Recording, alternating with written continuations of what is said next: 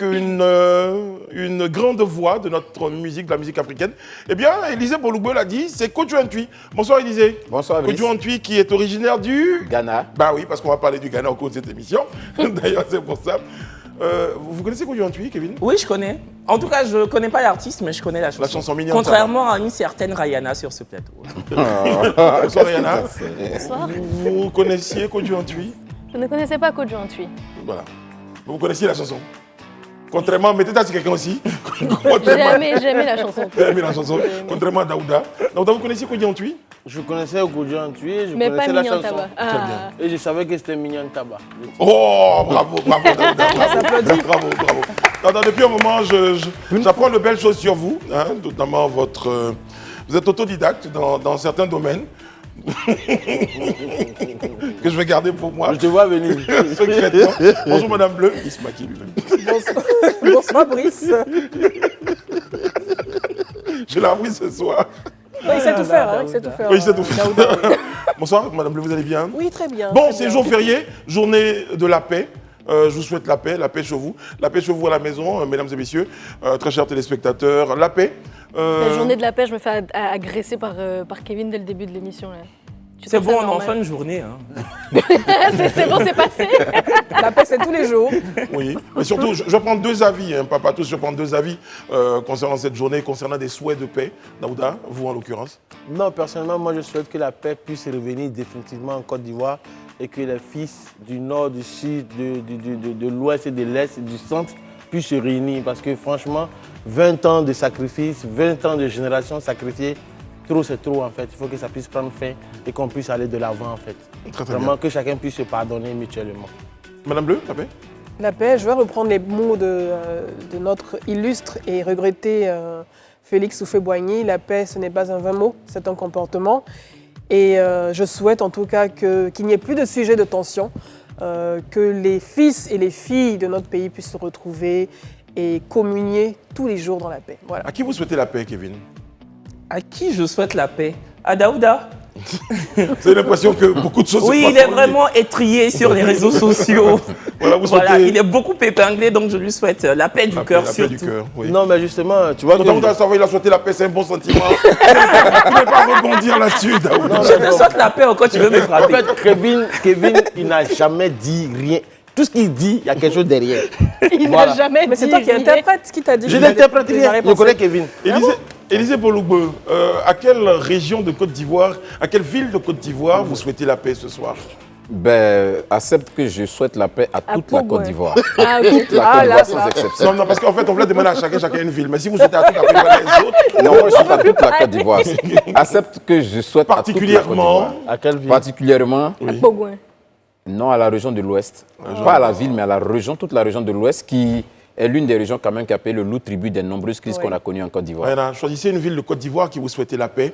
Et si vous souhaitez la paix, comme c'est déclaré dans les Écritures saintes, la paix demeurera certainement dans cette région. D'accord. Abidjan. Abidjan. Abidjan. Je pensais que tu allais dire Assini. Non, Abidjan, parce qu'elle est même elle est Abidjan. Mieux Non, vaut mais qu'elle- Abidjan, c'est mieux vaut qu'il y ait la paix où elle est. Bah oui. C'est clair. Abidjan. Moi, je veux souhaiter la paix au Mali. Mais t'as dit une ville de la Côte d'Ivoire. Oui, non, je sais, mais quand je finis, je fais ce que je veux. Voilà. Souhaiter la paix au Mali, c'est important. Je pense que tous ces soubresauts qu'on connaît. Et aussi au Congo. Au Congo, Oui. au Burkina, Ouais. En Guinée, au dans Rwanda. le Sahel. En tout cas, dans tous les pays. En Russie, surtout, Ouais, et en voilà, Ukraine. on a les Non, Philippines. pas en Russie, en Ukraine. Non. Parce que l'envahisseur, c'est Bon, la on Russie. ne pourra pas dire que c'est une invasion, mais c'est une guerre entre la Russie et Bah, si c'est l'Ukraine. une C'est une invasion. invasion, hein. T'es C'est une sérieux? guerre. C'est Ça une dépend de invasion. là où on se trouve. Bon, les amis, C'est toujours en Russie. Il ne veut pas la paix, il ne veut pas la voilà, paix. à tous nos téléspectateurs, partout dans le monde, eh bien, Je suis choquée de Daouda. on vous souhaitera la paix dans vos cœurs, la paix dans vos foyers, et puis aussi la paix dans les poches, parce qu'à partir de cet instant, ça calme beaucoup de tensions quand même, hein, quand on est rassuré. C'est ça. Aïe. Bon, vous avez reçu des SMS du gouvernement au sujet de la paix? Oui, oui, oui. Attends, je vais Ah ouais? le lire rapidement. Allez-y, lisez-nous. Ce que le gouvernement nous a... Le gouvernement est proche des Oui, c'est ça, populations. Journée nationale de la paix à Dieukwé le 15 novembre, donc ça a été célébré à Dieukwé. Laissons derrière nous le passé pour bâtir l'avenir. Ceci est un message du ministère de la Réconciliation et de la Cohésion nationale. On précise bien que c'est un message auquel on ne peut pas Je crois que le répondre. gouvernement, il a Le gouvernement a trié, quoi. Non, parce que moi, non. Non, Moi non plus, j'ai rien reçu, Ah, si, alors j'ai que reçu. bah, Moi, j'ai pas rien. reçu aussi. Regarde peut-être dans les spams ou je sais pas. Non, Vous n'avez pas reçu C'est un mail, c'est ça, c'est un mail. Non, un SMS. SMS. Moi, j'ai Oui, reçu. oui, un SMS. Ah ouais? Ouais. Dans le- Bon. Après, il faut avoir pas une de relation souci. avec le gouvernement, je ne sais pas. Attends, les élections sont en 2025, donc.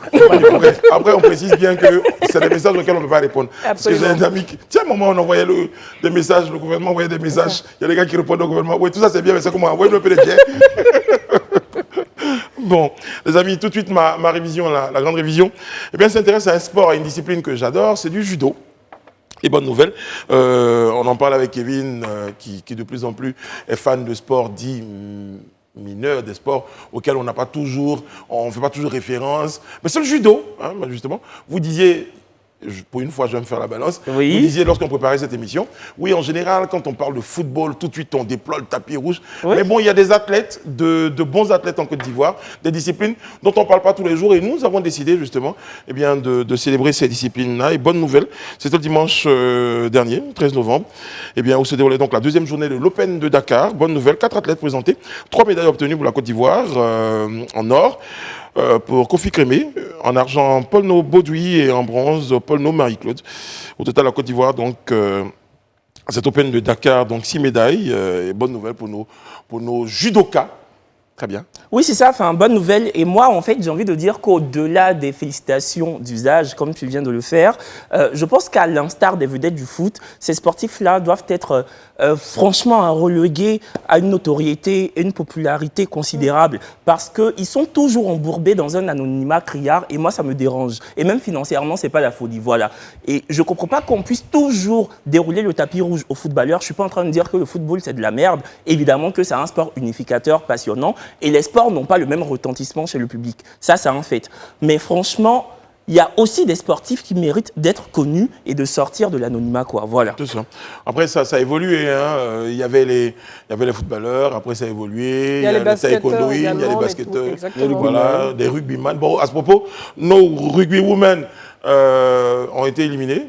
Voilà. Mais elles n'ont pas démérité. Elles se sont bien battues et Elles je sont bien salue toutes les filles de l'équipe. Elles ont Et battu en le Burkina particulier- Faso 56-0, je crois. Très bien, très très bien. Elle Et en était particulier, la capitaine de l'équipe de rugby féminin, Andrea Dirabou Kwasi, qui se bat bien avec ses filles, avec les moyens de bord, parce qu'elles n'ont pas de moyens pour s'entraîner. Même les terrains où elles s'entraînent sont des terrains difficiles et manque d'équipement. Voilà, donc elles font avec leurs propres moyens. Et beaucoup de franchement, volonté. c'est beaucoup de volonté et c'est à soutenir. Et ça Oui, mais elles redonne ont perdu. Hein. Donc, Oui, elles est-ce ont qu'on peut perdu. revenir sur les gagnants parce Non, que... non, mais non, Oui, mais parce non, qu'elles mais ont c'est vraiment pas- battu le Burkina Non, mais 53 à Edith, 0. C'est dommage parce qu'on Non, mais il faut qu'on en parle comme ça. d'accompagner ce type de sport dit mineur, parce que je pense pas que le rugby soit Oui, non, mineur, c'est pas considéré. mais d'accompagner et de financer ce type de Justement. sport, ne pas attendre que les trophées arrivent avant de s'y intéresser et avant de Parce que c'est la financer. préparation, Voilà. c'est une bonne préparation, C'est une bonne qui préparation qui accorde amène la des chances victoire. de revenir avec. Mais Mais c'est ça donne, l'image ça donne du vraiment, pays ça donne également. vraiment de l'écho à ce que Kevin disait. Oui. C'est vraiment pouvoir investir en fait dans différents types de sports pour donner de la chance aux jeunes et même leur permettre de s'intéresser à d'autres sports. Parce que on nos a vu le athlètes sont taekwondo. appréciés ailleurs, hein. Moi, j'étais pas très attirée par ce sport, que je ne connaissais ni d'Adam ni d'Ève, jusqu'à ce que Cheikh Cissé porte haut le flambeau de la Côte d'Ivoire à l'international et qu'on commence à s'y intéresser et que les gens sachent vraiment qu'on a des rugby. Oui, on a une fédération, Cheikh on a Cissé. vraiment toute une structure autour du taekwondo. Donc ce serait bien que ça puisse en tout cas se généraliser pour différentes Tout ça. disciplines. Même la boxe, on a eu Oli la machine aussi. Ouais. C'est ça, en fait, moi je comprends pas. Surtout que ce sont des sportifs qui compétissent avec la cocarde tricolore ivoirienne, Ouais. donc notre drapeau. Et ils sont tout le temps relégués au 20e rang, je comprends pas. Faudrait les magnifier, surtout qu'ils gagnent des trophées à l'extérieur. Oui. Voilà. Oui, mais en tout cas, je on pense sait même pas leur mais nom, Élisée, c'est vous êtes dommage. d'accord qu'il y a des efforts qui sont faits en même temps. C'est pas comme on veut, mais ils sont de moins en moins, ils passent de moins en moins inaperçus. Là, la preuve. Moi, je pense que ce que Kevin dit là, je crois que c'est quelque chose de fondamental et c'est ce que je crois tout le monde pense. Hein, en réalité, la notoriété dont il parle, je pense que ce n'est pas une notoriété qui est attribuée, c'est une notoriété qui est acquise au prix des efforts. Quand elle parle du taekwondoïne, Cheikh Cissé Salah, je pense que Cheikh Cissé Salah, pour ceux qui ne le savent pas, Cheikh Cissé a commencé à faire le taekwondo depuis l'âge de 12 ans. Mais Cheikh Cissé, ce n'est qu'en 2016, à l'issue de la médaille d'or qu'il a obtenue à Rio, que tout le monde a connu Cheikh Cissé. Mais c'est quelque chose qui s'est préparé dans l'ombre. Et c'est parce qu'il a gagné, il est arrivé à un certain niveau aujourd'hui qu'il a cette notoriété. Donc la notoriété aussi, c'est au bout des efforts qu'on l'acquiert. Ce n'est pas des choses qu'on vous donne parce que on doit vous donner pour vous donner. Donc c'est vraiment dans l'effort. Maintenant, il est important aussi ça, de le noter, que les sports, notamment en dehors du football, méritent quand même une meilleure organisation. Ça, c'est une réalité. Parce qu'on ne peut pas remporter des trophées dans le désordre ou bien dans la désorganisation. Même Cheikh Cissé Sala dont on parle, Eric Bagui, c'est parce qu'à arrivé un moment, il y a eu un monsieur qu'on a appelé Cheikh Bamba Daniel qui a pris sur lui la responsabilité de restructurer le taekwondo en Côte d'Ivoire qui a donné ces résultats-là. Donc, arrivé un moment, il faut qu'on comprenne qu'on ne peut pas triompher, avoir des trophées, glaner des lauriers si on n'a pas un minimum d'organisation derrière, un minimum de sérieux et tout un ensemble vraiment d'écosystèmes qui soit dans la dynamique de pouvoir nous produire ces fruits. En fait, c'est de tous les côtés. C'est de la diplomatie sportive. Parce que les grandes nations se distinguent par ces trophées qu'elles remportent dans toutes les compétitions. Donc, on veut être une grande nation, et je pense qu'on veut être cette grande nation, sur le plan économique, sur le plan de la santé, mais également sur le plan du sport, parce que c'est notre image qui rayonne à l'extérieur. Quand tu parles de Ruth Babi ou de Cheikh Cissé, ou quand on parle également de Muriel Aoré, ou bien de Marie-Josée Talou, mais tout ça, ça part d'une structure. C'est d'une structure, d'un soutien. D'un soutien qui doit être mis en place. C'est bien qu'ils doivent eux-mêmes faire des efforts pour pouvoir attirer le regard vers eux. C'est d'une organisation qui doit accompagner tout ça. Il faut qu'il y ait cette organisation, cette structure qui leur permette, même quand ils ne sont pas encore connus, de pouvoir avoir et des équipements, de pouvoir avoir et des endroits pour pouvoir s'entraîner convenablement, pour quand même ramener des lauriers et ne pas faire honte à l'extérieur. Bon, pour l'instant, bravo à nos judokas. Merci les gars, merci. On fait le salut du judo, merci, bravo. Voilà. Je suis content. Quand je vois des judokas, parce que c'est le sport que je pratique, quand je vois des judokas ramener des trophées comme ça, je suis très fier. Oui, tu pratiques du judo. Oui. À propos, tu es champion, pardon, c'est Saint-Inois, non? Pardon? C'est Saint-Inois, troisième dame, c'est ce que tu m'as dit. Mais tu as arrêté, non? D'accord. Non, il n'a pas arrêté, mais tu étais où quand on partait à la compétition? Non, là-bas? Il était ici. Je faisais le talk. Tu as laissé tes passions pour le talk. Ben, exactement. Bon, on est dans le sport. Hein. On va évoquer le fait du jour. Donc, c'est juste le pont pour évoquer cette situation-là. Plutôt insolite quand même. Hein. Certains médias donc, ont relayé que l'intendant de la sélection des Black Stars du Ghana aurait oublié donc d'acheminer au Qatar les maillots de l'équipe. Bon, après, il y a eu des démentis. Mais le fait a quand même enflammé la toile. Oui, le maillot oublié. C'est ça. Bon, après, l'histoire est encore nébuleuse, hein. C'est encore flou. On ne sait pas. Voilà, on dit qu'il y a eu un démenti de la part de la Fédération de foot du Ghana, mais on n'a pas encore vu le démenti de façon matérielle. Voilà. Mais si on part du principe que l'information serait avérée, pour moi, c'est lunaire. Hein. C'est l'oubli le plus con de l'histoire des oublis. Parce que, quand on me dit que les maillots ont eu un problème d'acheminement, je peux comprendre. Quand on me dit que les maillots n'ont pas pu être confectionnés à temps. Si on me dit que les maillots ont brûlé du fait d'un sortilège démoniaque, je prends même. Mais quand on me dise que l'intendant a oublié, je trouve que c'est un sacrilège. Je ne comprends pas. Et si l'intendant a vraiment oublié, je pense que c'est un gros manque de respect et pour les supporters ghanéens et pour les joueurs. Et c'est aussi cracher sur l'effort déployé par ces joueurs-là. Le mot est trop fort pour moi. Bah oui, moi je trouve que c'est un gros manque de respect. Bon, surtout que ils ont bataillé pour décrocher leur ticket pour la Coupe du Monde. C'est pas pour justement qu'on puisse oublier leur maillot. Ce qui va me choquer davantage, ce n'est pas l'oubli en lui-même. Une fois qu'il a fini d'oublier, il n'y a pas de problème. Mais c'est tout le débat qu'on fait autour sur comment ramener ces maillots là où on est, comme si on était, comme si c'était d'une planète à une autre en fait, comme s'il fallait vraiment un engin extraordinaire pour transporter ces maillots là. Je veux dire, quand on a une mission, parfois on est prévenu, limite la veille, on prend ses affaires. Mais c'est surtout la rapidité de l'information, parce qu'on arrive au Qatar, on se rend compte que tiens, les maillots sont pas là, mais il y a quelqu'un dans le staff qui fait fuiter l'information, donc qui va plus rapidement que le retour de maillot. Oui, mais au-delà de ça, on en fait un débat sur comment faire venir les maillots. Je veux dire, c'est tellement, ça va de soi. On a oublié les maillots, on fait venir, que ce soit par avion, par je sais pas quoi. Pour moi, c'est un non-événement. Je veux dire, ça se gère facilement. Il suffit juste de passer par une société de On est quand même à transit, plus de 6 jours. Ou bien juste un vol, même rapide, Addis Abeba, et ensuite, voilà, le Qatar. Moi, je comprends. Moi, je n'ai pas fait de débat. Il n'y a pas à avoir de débat là-dessus. On en parlait en off. Je veux dire, pour que les maillots arrivent au Qatar, c'est la chose la plus facile. Mais c'est quand Kevin dit que c'est l'oubli. L'oubli est humain. Non. Non, ça, c'est quel oubli, ça. S'il vous plaît. Ah, d'accord. L'oubli est humain. La seule personne qui n'oublie pas, c'est Dieu. Parce que en tant qu'intendant, en fait, peut-être que tu regardes intendant, mais c'est tout le... Il y a une chaîne, en fait. Voilà, c'est toute la logistique des joueurs, de l'encadrement technique qu'il doit gérer. Donc, je veux dire, si c'est avéré... L'intendant s'appelle Élisée Bolougbe, voilà, l'intendant s'appelle Daouda, et il a commis la tâche à Élisée Bolougbe de faire acheminer les maillots dans l'avion. Et au dernier moment, on se rend compte que M. Élisée Bolougbe... La situation est trop cocasse. Et puis, je veux Non, dire, certes, mais l'oubli, je veux dire, l'oubli de est l'équipe humain. nationale du Ghana, je veux dire, c'est trop cocasse. Mais c'est qui trop, oublie, visible. Daouda, excuse-moi, qui oublie des maillots de foot avant une compétition de foot? Qui fait ça? Non. En fait, je comprends ton point. Je comprends. S'il vous plaît, j'ai Élisée en intervention. Bon, moi, je vais peut-être vous surprendre, mais pour être honnête, je n'en crois pas un trait de mot de cette histoire. Franchement, pour moi, trop je gros, en doute fait. entièrement. C'est trop gros. de la trop gros véracité pour de croire. cette C'est ça, en histoire. fait. Parce que, non, soyons sérieux.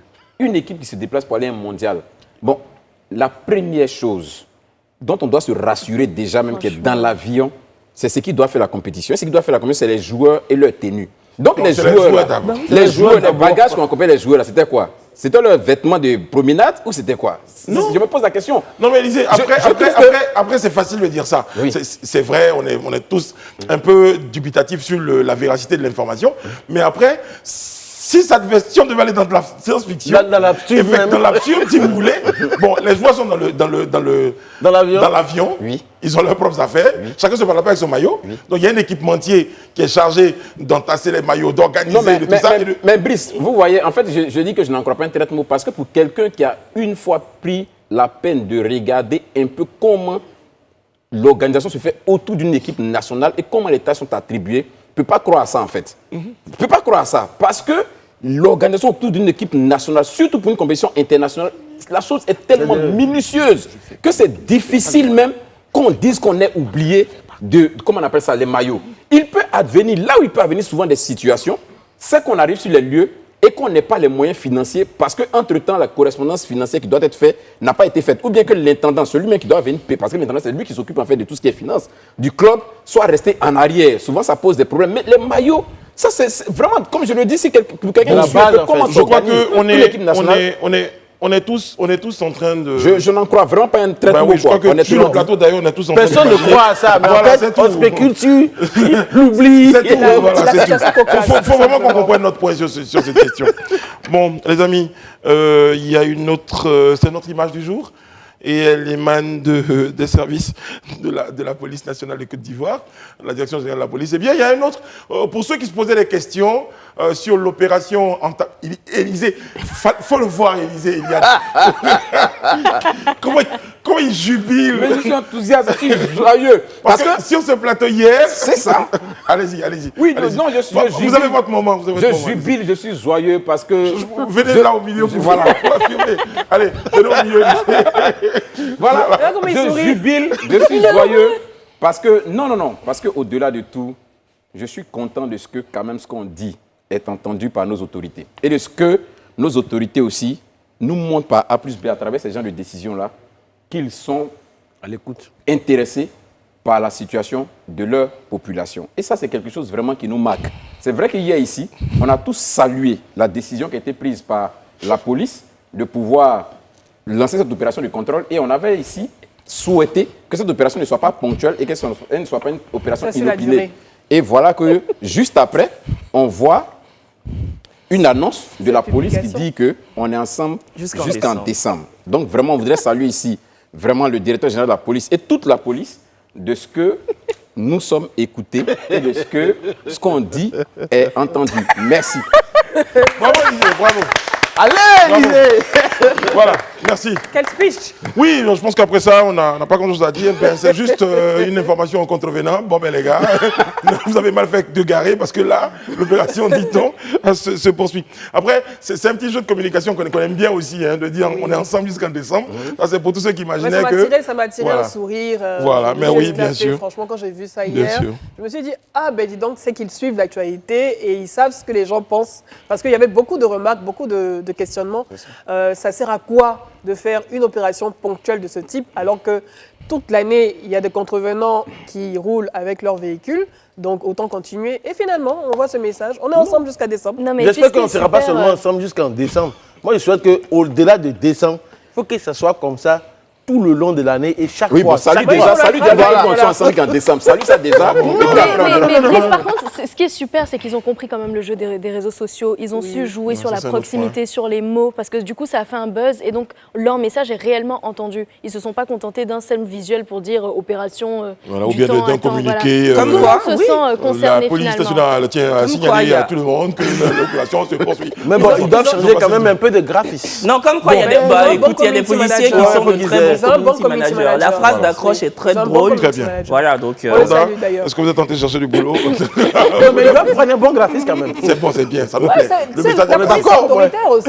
C'est votre point de vue. Aussi, bon, allez, il y a une annonce pour la suite, c'est l'info du jour. C'est la Côte d'Ivoire qui annonce donc le retrait progressif de son contingent au sein de la MINUSMA. On en parle un tout petit peu, les amis. Déjà, les faits avec vous, Élysée. Qu'est-ce qui motive donc cette décision de l'État de Côte d'Ivoire de retirer donc ces troupes de la MINUSMA?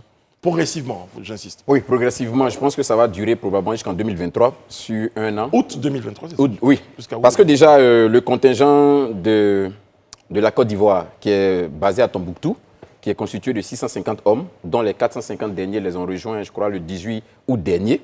Donc, ce contingent-là était logiquement au Mali pour un an.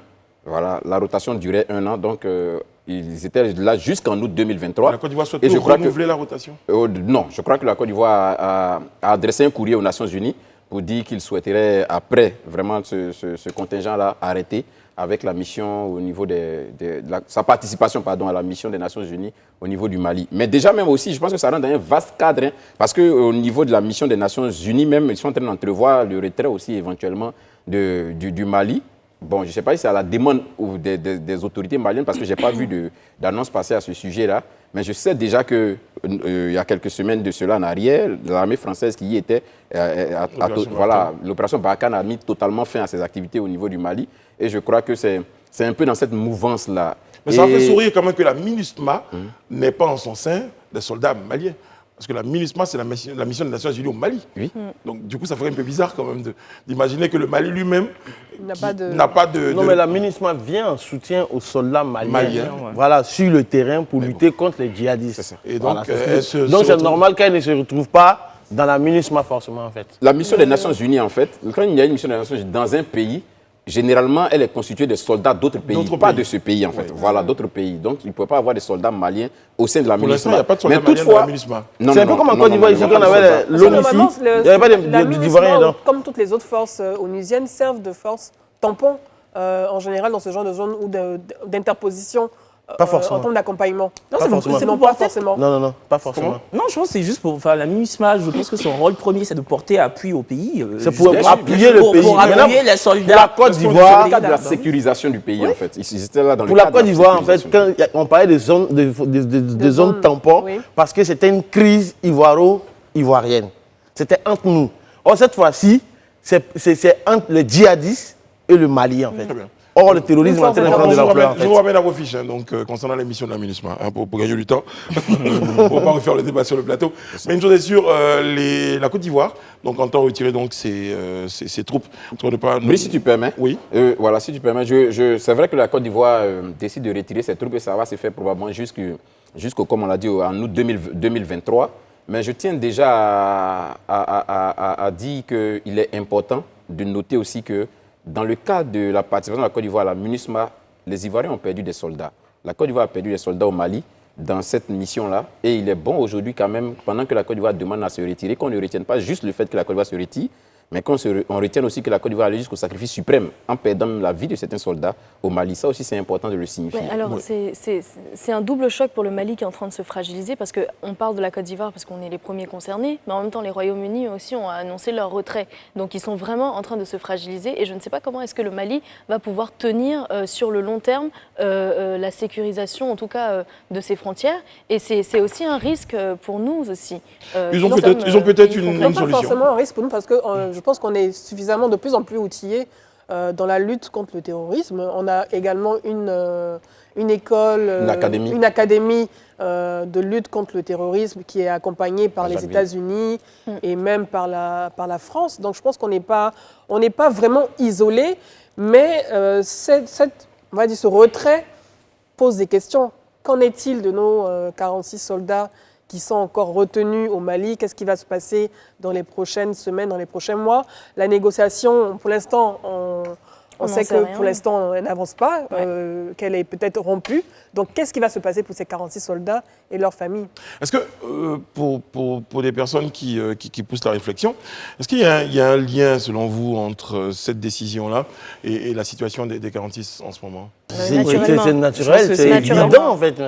Moi, je pense que c'est évident, et si je peux donner mon avis justement sur ce futur retrait qui sera effectif en août 2023, je pense que c'est une très bonne décision. C'est vrai que ce sont des accords internationaux qui justifient la présence de nos soldats militaires aux côtés de la MINUSMA, mais moi ça me paraît totalement illogique que de voir des combattants ivoiriens porter appui à la MINUSMA au Mali pour endiguer le terrorisme, le djihadisme au Mali, quand dans ce même pays des soldats ivoiriens, donc leurs collègues, sont emprisonnés depuis des mois. Et les négociations semblent encore sclérosées, figées.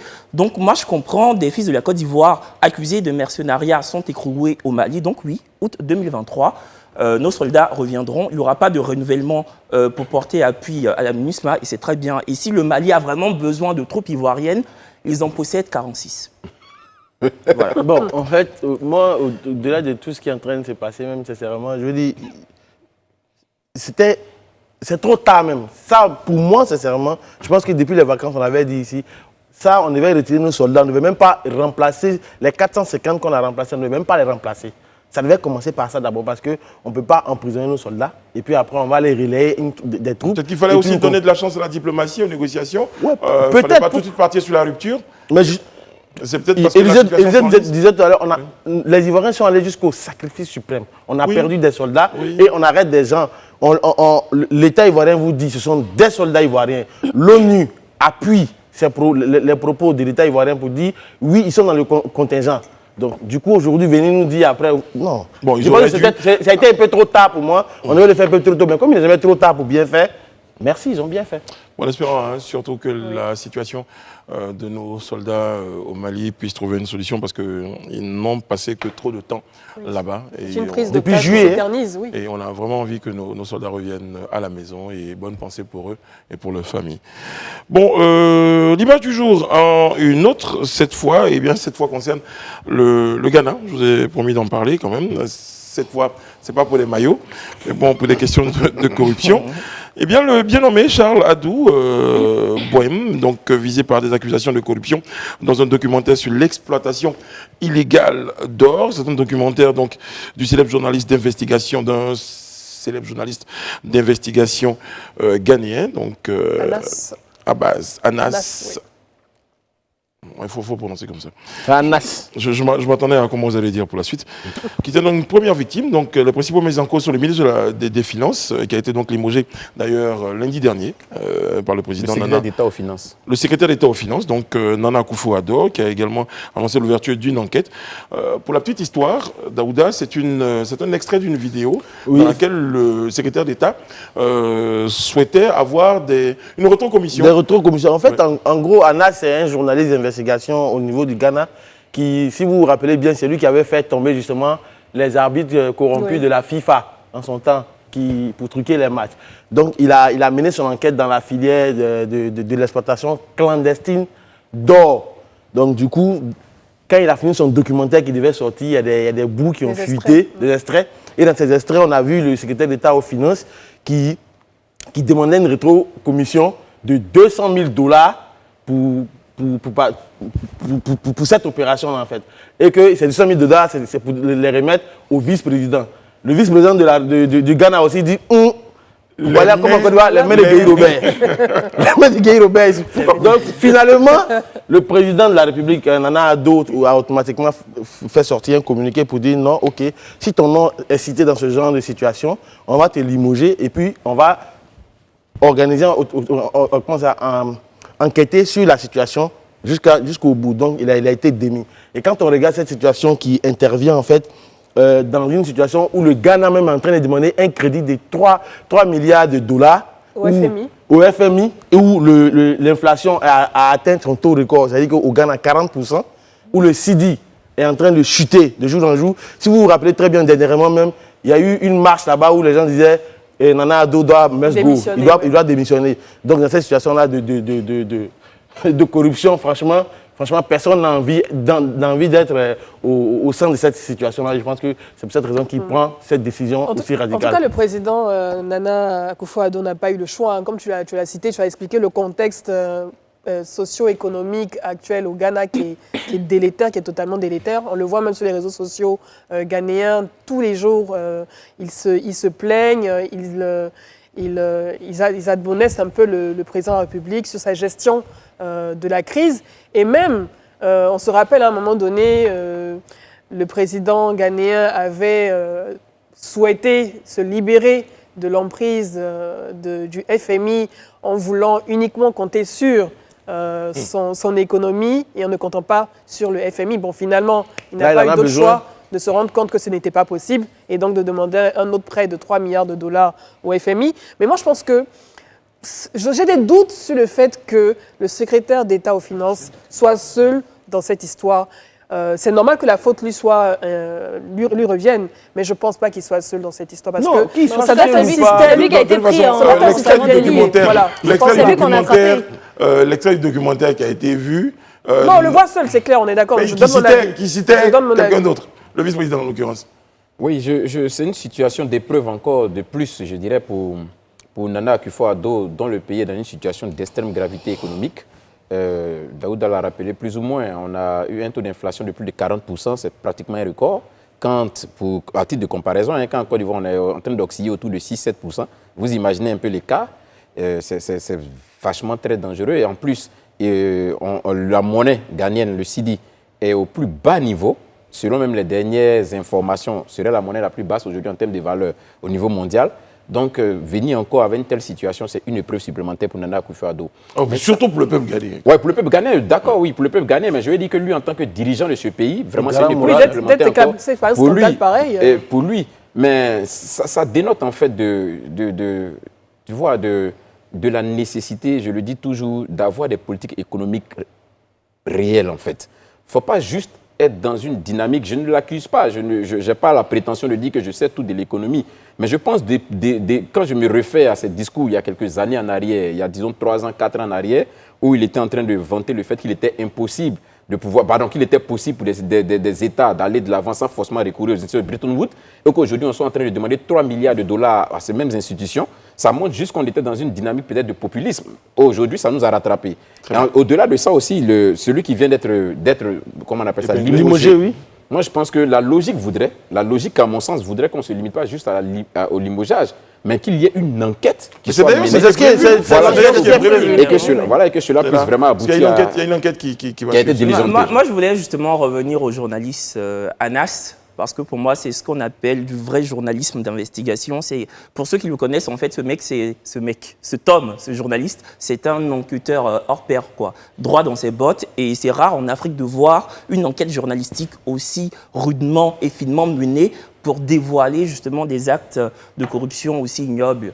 Maintenant, concernant le ministre Véreux, Edith, tu disais que voilà, peut-être qu'il n'est pas seul dans sa besogne, mais il y a un adage qui dit quand tu attrapes un oiseau, manger le mille, on l'appelle mange-mille. Donc voilà, alors que tout le monde, tous les oiseaux le font, mais c'est lui qu'on va appeler mange-mille. Donc voilà, bon, moi je trouve c'est le bouc émissaire. Bon, en tout cas, moi je peux vous dire que, bon, sans forcément augurer, subodorer et supputer, il y a une enquête en cours et on va voir ce que cette enquête-là va proposer comme résultat. Et si d'autres têtes, éventuellement, d'un réseau éventuel, eh bien, tomberaient. Mais 200 000 $, faut le faire quand même. 200 000 $. Mais ce journaliste, on a besoin de lui dans tous les pays d'Afrique, hein, parce que je pense que là, il faut que tous les journalistes fassent un travail de la même manière qu'Anas. Oui, non, mais en fait, c'est justement mais dans les journalistes, il y a des spécialités. Non, lui, il s'est spécialisé. Vous n'êtes pas journaliste d'investigation. Il y a des journalistes sportifs, il y a des journalistes politiques, il y a des journalistes culturels. Lui, il a choisi le journaliste d'investigation. Et le journaliste d'investigation, vraiment, ça demande une certaine justement, je salue son choix. Une certaine préparation. Et là, par exemple, je peux vous dire que Anas, personne ne sait qui c'est.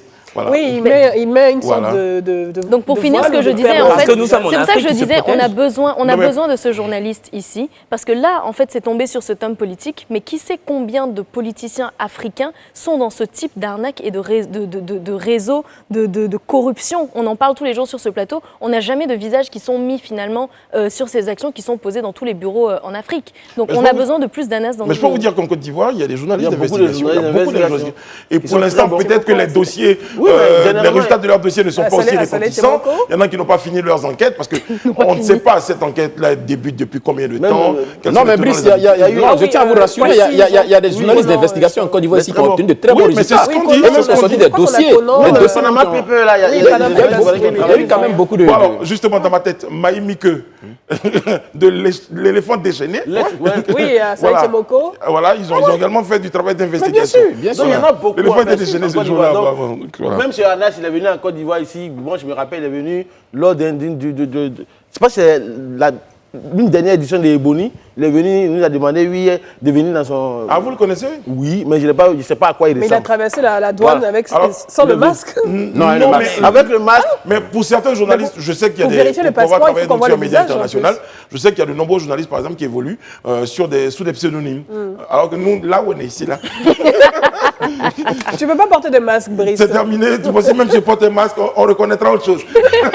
Je sais, vous aimez. Moi, je voulais rappeler rapidement, le 31 octobre, c'est bizarre, peut-être c'était prémonitoire parce que dans son discours, dans un extrait de son discours, le président ghanéen disait en français, l'argent n'aime pas le bruit. Il a même dit en français dans son discours face aux Ghanéens pour justifier un peu l'emprunt, le prêt qu'il a demandé. Les 3 milliards de dollars. Et il a essayé de justifier ça par un discours grandiloquent. Et dans le discours, il a mis une petite phrase en français pour dire l'argent n'aime pas le bruit. L'argent n'aime pas le bruit, on le constate. Ben, quelqu'un a dit ici aussi, on m'a dit que vous mangez l'argent. Arrêtez. Ils ne m'ont pas écouté. On les a attrapés. Bah, en l'occurrence, ici, un président a dit, on m'a dit que vous mangez l'argent, arrêtez. Il n'y a pas eu de journaliste d'investigation pour justement sortir les preuves. Il y a bien des gens dans le gouvernement qui mangent l'argent. Il n'y a pas que les journalistes d'investigation qui mènent les enquêtes. Voilà. Ce dont il parlait, c'était les acteurs de la filière. Ils ont été écoutés. Et tapé d'eau et parti en prison pour ça. On parle dans quelle journalistique là? Voilà. Ils ont été... Comment? Non, je parlais dans quelle journalistique. Bon, poursuivons aussi. Oui, bon. Bon, je me tourne vers Yana avec vous. Votre point société bien évoque. Ce soir, la question du télétravail, solution économique pour la Côte d'Ivoire. Question et réponse avec vous.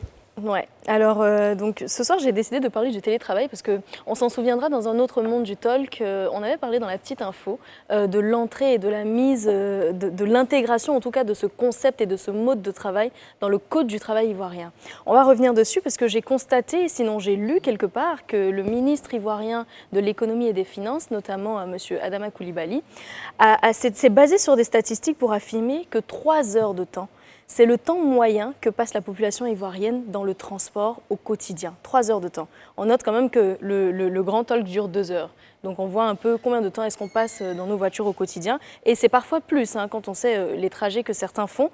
Et ça ne coûte pas rien puisque quand même selon les statistiques, les pertes économiques vont s'estimer à 1200 ou 1600 milliards de francs CFA pour l'État de Côte d'Ivoire. Okay. Donc je ne sais pas si vous vous rendez compte du manque à gagner que c'est. On est quand même autour de 5% du PIB national.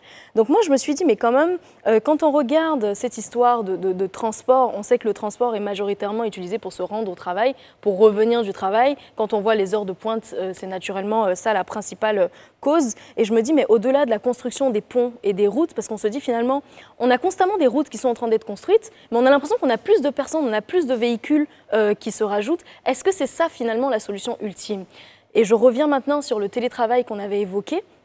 C'est acté, c'est dans le code du travail ivoirien. Maintenant, il faut que ça s'applique, il faut que ça se structure, il faut que ça s'organise pour qu'on puisse bénéficier de l'efficacité de cette solution économique-là, qui pour moi est est forcément une solution qui contribuera à pallier à ce manque à gagner. Quand on le sait, on l'a vu pendant la période de Covid, le télétravail... C'est là d'ailleurs que le concept de télétravail Exactement. On a vu des institutions, de grandes institutions comme la Banque africaine de développement qui ont opté pour le télétravail et qui jusqu'aujourd'hui sont toujours dans ce système de télétravail alterné. C'est-à-dire qu'on a par exemple une partie des travailleurs de la banque qui vont se rendre en présentiel pendant qu'une partie est en télétravail. Donc ça permet même de décongestionner les différentes structures, ça permet de mieux organiser la chaîne de travail et de rendre plus efficace le travail. Mais une fois qu'on va passer au télétravail, on a vu certains soulever des points, par exemple le laxisme des gens. On sait que même quand ils sont en présentiel, ils ne travaillent pas forcément. C'est super de passer au télétravail parce qu'on va passer d'un système basé sur la présence physique à un système basé sur la recherche du résultat. Et donc, on est sûr d'arriver à une économie qui est beaucoup plus productive, finalement. Donc, moi, je pense que c'est vraiment une piste à observer, le télétravail en Côte d'Ivoire. Mais encore, faut-il que ce soit encadré, structuré et suivi avec un certain nombre de mesures. Très bien. Vous avez bossé en télétravail, Madame Brou, Bleu, donc... je bosse tout le temps en télétravail. Jusqu'à présent, vous continuez jusqu'à présent, je bosse à la maison. En tout cas, je bosse là où il y a la connexion Internet, que ce soit à la maison, dans un restaurant ou dans un autre bureau. Partout, il y a la connexion Internet. Vous estimez que ça apporte quelque chose vous avez bossé en télétravail, Kevin? Oui, mais moi, c'était différent. J'ai fait de la radio en télétravail pendant le Covid en France. Mais bon, c'est différent. Mais moi, je ne suis pas pour le télétravail. Hein. Moi, je veux dire, quitte à choisir, je préfère que les gens soient en présentiel parce que je pense qu'il y a beaucoup plus de rigueur que quand tu es comme ça, émitouflé dans ton canapé, tu as un peu la flemme. Donc moi, je préfère être en présentiel. Donc, Madame Bleu, elle ne s'émitouffe pas dans son canapé. Moi, qui sait, on ne sait pas. Hein. Non, mais le plus important, c'est le résultat. C'est le résultat. Tu peux être en pyjama et puis faire le résultat qu'il est demandé. Faites bien, en tout cas. Ouais, très très bien. Donc, vous le disiez, c'est une piste à explorer. C'est une piste à explorer. L'objectif de votre chronique ce soir, c'est d'évoquer cette piste-là pour que les décideurs puissent regarder de très près la possibilité d'avoir... Puisque ça fait l'objet, ça fait l'objet d'un décret pris en Conseil des ministres le 12 janvier 2022. Donc, c'est pas pris pour rien, en fait. C'est que quelque part, il y a une efficacité. Après, pas pour tous les secteurs, parce qu'on nous, on sait qu'on ne peut pas être en télétravail, on ne va pas faire l'émission de chez nous. Mais même les éléphants de Côte d'Ivoire, vous Mais il y a quand même énormément de secteurs avec lesquels ça peut fonctionner. Il peut participer à la Coupe du Monde en télétravail. Ça ne va pas gêner. Notre invité pour la suite, notre grande actu, s'appelle Évariste Yaké, il est conseiller technique du président de l'Assemblée nationale, il est conseiller régional du Tompi. Il sera avec nous sur notre plateau après une courte pause. À tout de suite.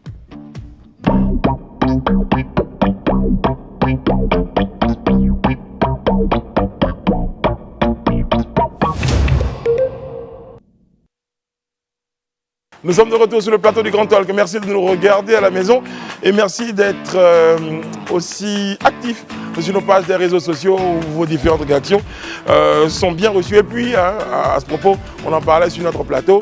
C'est vrai qu'on avait trouvé l'information assez grande. On était tous d'accord pour dire qu'elle était beaucoup plus proche de la fake news que de l'information avérée. L'histoire des maillots oubliés. Bon, on en a parlé parce que ça fait jaser un tout petit peu.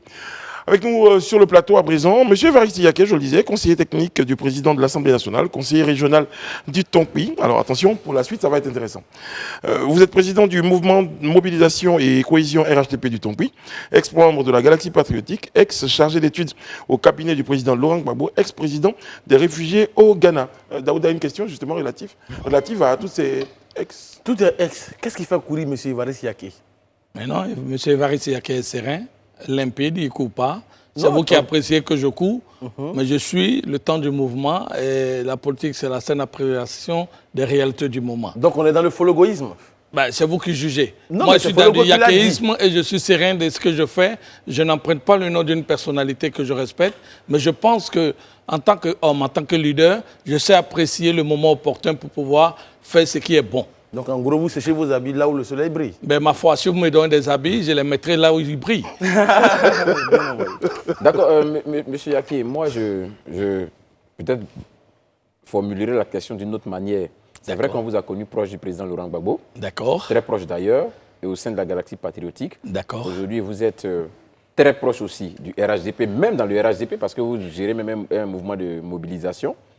Ouais. Qu'est-ce qui, entre-temps, a changé qui vous permet de parler de saine appréciation du moment? Je voudrais vous remercier. J'ai été membre de la Galaxie, j'ai été proche du président Laurent Gbagbo, que je salue, j'apprécie cela. Mais je dis qu'à un certain moment de la vie, il y a eu des élections que nous avons vécues en Côte d'Ivoire. Et Laurent Gbagbo, qui est un grand démocrate, qui nous a enseigné cela, parce qu'il est le père de la démocratie, qu'on le veuille ou pas. Quand on a perdu les élections, je pense qu'il faut avoir le courage de reconnaître qu'on a perdu ces élections. Et à partir du moment où on a perdu des élections, et que ce courage-là ne nous a pas emprunté, et que nous nous sommes retrouvés dans une situation qui a fait que beaucoup d'enfants de ce pays, beaucoup de personnes innocentes ou engagées se sont retrouvés en exil, d'autres dans des tombes.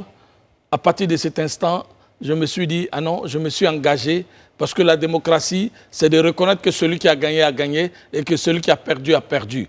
Là où nous avons fait des élections et que nous avons envoyé des gens de toute la planète Terre, sous initiative du président Laurent Gbagbo, grand chef d'État, et que hier, on refuse de reconnaître qu'on a perdu, pour moi, je ne me reconnaissais plus dans ce combat.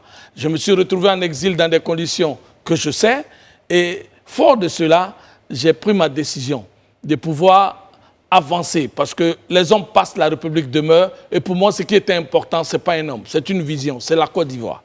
Voilà ce qui se passe. Vous l'avez rendu un peu responsable de ce que vous avez vécu en exil. Vous avez un peu imaginé que c'est la décision du président Laurent Gbagbo qui vous a peut-être emmené en exil. C'est là-bas peut-être qu'il y a eu le déclic. Ben, ma foi, vous venez de le dire. Je pense qu'on ne va pas forcément incriminer le président Laurent Gbagbo parce que c'est un système. Autour d'un chef, il y a plusieurs personnalités. Et le chef peut prendre une décision, mais où la majorité ne veut pas. Bon, bref. Mais une fois parti en exil, dans des conditions que je sais, sorti de ce pays un 22 avril avec 1000 francs, dans des conditions que je vous raconterai peut-être une autre fois, où on a perdu des amis, on a perdu des personnes, et que chacun s'est retrouvé dans une débandade où il fallait survivre.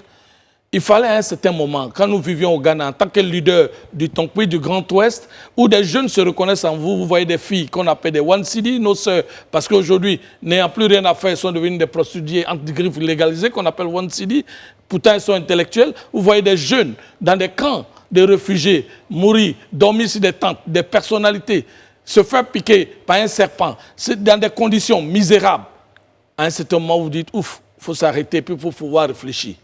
Il faut pouvoir trouver la solution idoine pour sauver toutes ces personnes qui ont cru en vous, que vous avez emmenées dans un combat. Il faut pouvoir trouver une solution idoine pour ces gens qui ne demandent que de vivre et de croire à la Côte d'Ivoire.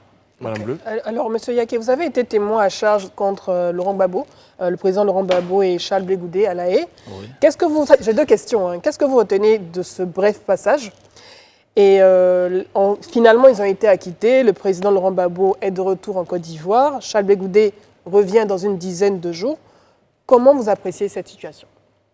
Ben, la justice a fait son travail. J'ai été témoin à charge. J'ai dit ce que j'avais à dire. Tout le monde l'a suivi sur la planète Terre. J'ai dit ce qui était la vérité pour moi. Mais je pense qu'à un certain stade, quand on a été des antagonistes et qu'il y a eu des histoires qu'on se retrouve dans un tribunal neutre et que ce tribunal finit par dire que ces personnes sont acquittées, mais il faut rendre gloire à Dieu. Le plus important, c'est que les enfants de la Côte d'Ivoire se retrouvent. Laurent Gbagbo aurait été acquitté en Côte d'Ivoire avec Charles Blé Goudé. Personne n'aurait cru, nous serons toujours dans un système de règlement de comptes.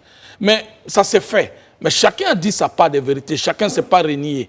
Nous ne sommes pas allés pour un règlement de compte, nous sommes allés pour dire ce qui est vrai, ce qui est juste, pour apporter ce que nous avons vécu, pas pour transformer ce que nous n'avons pas vécu.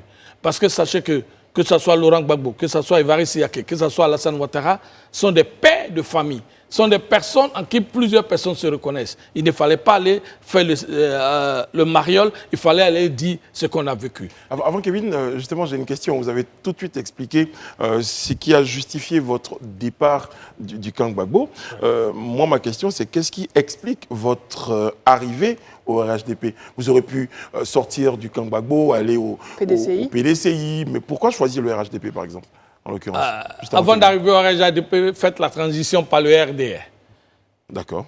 Parce que ce n'était pas d'abord le RHDP.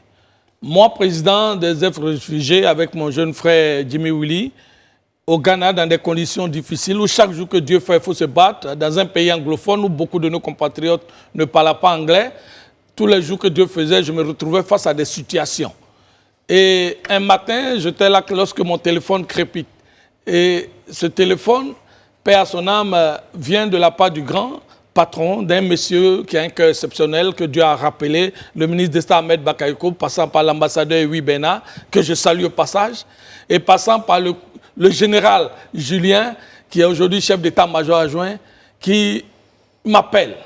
Monsieur Yaké, j'ai le courage de vous dire, le premier coup de fil, j'ai fermé mon téléphone. Je dis, oulala, je vais me faire prendre là. Mais j'ai vu qu'on a insisté. Et quand on m'a rappelé, on me dit que le président Alassane Ouattara, après son discours historique lors de sa prise de pouvoir à Yamoussoukro, veut vous tendre la main, veut que vous puissiez revenir dans des conditions de quiétude. Je me suis dit, bon,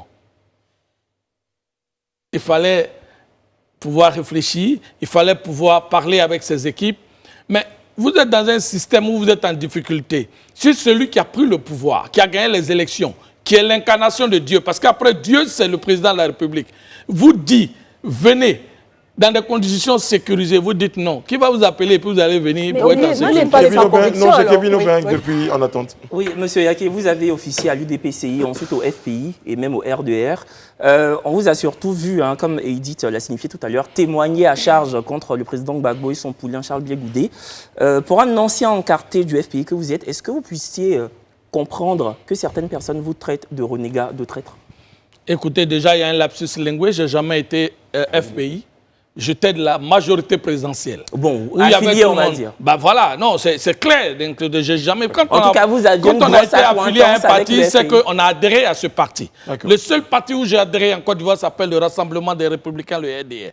L'UDPCI, je n'ai jamais été membre de l'UDPCI. J'étais membre du cabinet, chargé d'études du cabinet du président avec mon frère, le docteur Franck Gueye, paix à son âme, qui était conseiller spécial du président de la République chargé des questions de santé rurale, donc j'étais à son cabinet. Et j'étais celui-là même qui était avec Franck Gueye, mais je n'ai jamais été à l'UDPCI. D'accord. Vous n'avez jamais été dans des partis politiques. Il faut que ça soit clair. Il ne faut pas confondre. De l'idéologie de Laurent Gbagbo à une époque.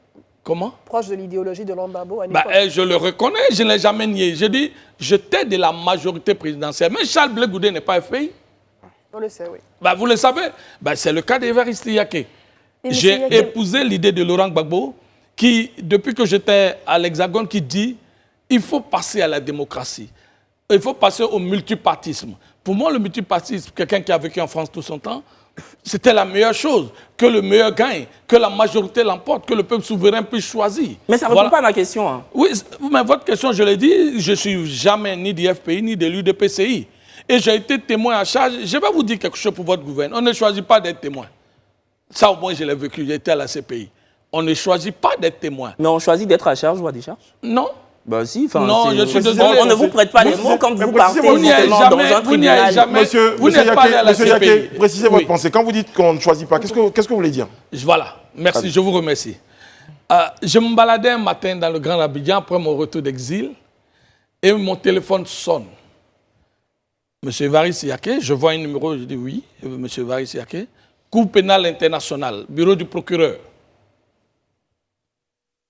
Je prends un choc. Je dis, mais pourquoi moi? Et je vais être honnête, on va rigoler un peu, je coupe mon téléphone. 30 minutes, à peine que j'ouvre mon téléphone, on me rappelle, le même téléphone me rappelle, monsieur Yaké, n'ayez pas peur, de toute façon, on sait que vous êtes là. C'est le bureau de la Cour pénale internationale. Mais rendez-vous ici, nous devrons voir, parce que nous avons besoin de vous auditionner et vous faites partie des témoins. Je peux vous assurer que je ne sais même pas comment je me suis retrouvé là. Mais on me dit en même temps que si vous ne vous rendez pas, nous savons où vous êtes. C'était une menace selon vous? Moi, je ne sais pas, on ne vous donne pas le choix. C'était une convocation? C'est une convocation. Okay. C'est comme vous et moi, vous êtes assis et la gendarmerie vous appelle demain. Vous ne direz pas que je ne viendrai pas. Ok. Monsieur Yaké, moi j'aimerais comprendre quelque chose. Je vous en prie. En début d'interview, vous avez dit que vous ralliez ou sinon vous venez au RHDP à cause d'une vision.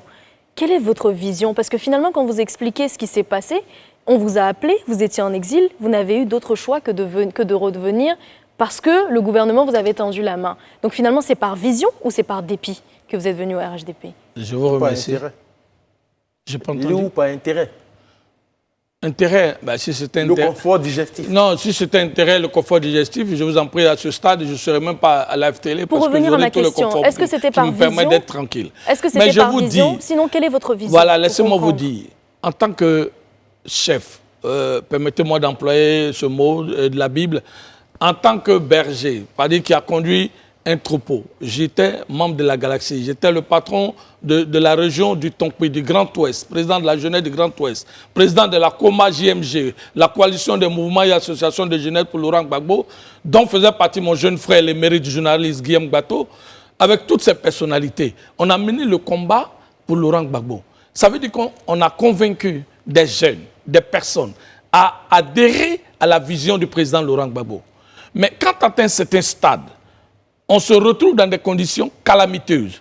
Vous, au moins, en tant que leader, vous battez et que vous trouvez des personnes, même innocentes, qui n'ont jamais fait la politique, qui, parce que sont aujourd'hui guéris, permettez-moi de dire le mot, ouais, parce que Dioko, vous le savez mieux que moi, parce que je n'ai rien à vous apprendre, ou bien dans des conditions tristes, qui, tous les jours que Dieu fait, vous n'avez même pas les moyens de vous-même vous suffire et de pouvoir répondre à les aspirations de ces peuples. Et quand vous voyez ces jeunes qui meurent dans des conditions où il n'y a personne, des jeunes qui dorment sur des tentes, des personnes âgées avec des femmes enceintes qui accouchent dans des conditions calamiteuses, des jeunes qui ne savent même pas où aller quand ils se réveillent le matin à Accra, quand ils se réveillent à Amping, quand ils se réveillent à Kassoua, qui sont déprimés, qui se retrouvent à eux-mêmes, d'autres qui se retrouvent en prison parce que ne sachant que faire, font des choses. Alors, justement, quand vous constatez tout ça, vous prenez une décision. Je vais vous dire d'abord, ma première vision, en toute honnêteté, comment sauver tous ces gens que hier, j'ai convaincu d'adhérer à une vision. Vous êtes d'accord avec moi? Donc votre vision a changé? Non, ma vision n'a pas changé. Le président Laurent Gbagbo, je répète et j'insiste, nous avons perdu les élections. Moi, c'est ma conviction. J'assume. Je l'ai dit et je l'assume. Donc vous allez sur le plus fort parce que vous avez perdu les élections. Non, pas sur le plus fort. Ce qu'on va faire, si vous parlez d'incarnation de Dieu, on ne sait pas. Non, je n'ai pas parlé d'incarnation de Dieu. Vous aviez dit que le président de la République était l'incarnation de Dieu. Ben non, je dis le président. Après Dieu. Écoutez-moi, s'il vous plaît. Il a dit, écoutez, on est sur le plateau, je sais ce que j'ai entendu. Il a dit, le président de la République qui vient après Dieu est un peu l'incarnation de Dieu. Donc, on parle tous français.